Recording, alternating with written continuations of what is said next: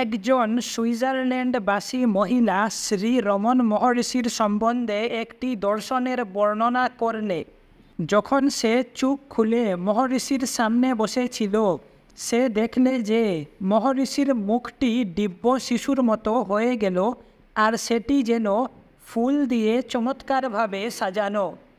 তার মনে এই শিশুর প্রতি একটা স্নেহ জাগল। মহর্ষি শুনে বললেন, এ দর্শনটা তোমার মনে, তোমার স্নেহই এর কারণ। পল ব্রান্টন আমায় বিরাট পুরুষ রূপে দেখেছিল, তুমি আমায় শিশুভাবে দেখেছ। দুটি অলৌকিক দর্শন। মহর্ষি আবার বললেন, এই দর্শনে প্রতারিত হইও না।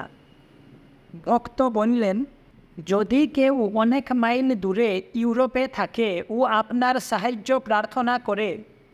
মহর্ষি, ইউরোপ কোথায়? এটা তোমার মধ্যে। ভক্ত, আমি এখানে এসেছি, মহর্ষিও ওখানে চলুন।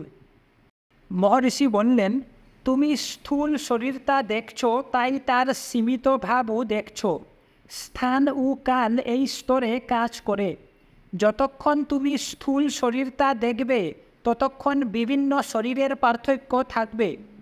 অপরপক্ষে প্রকৃত মহর্ষির জ্ঞান হলে সব সংশয় মিটে যাবে। তুমি কি এখন ভারতে, কিংবা ভারত তোমাতে রয়েছে? এমনকি তুমি যে ভারতে, এ ধারণাও চলে যেতে হবে। ভারতই তোমাতে।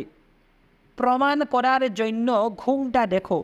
তোমার সুষুপ্তিতে কি তুমি ইউরোপে আছো না ভারতে আছো জানতে?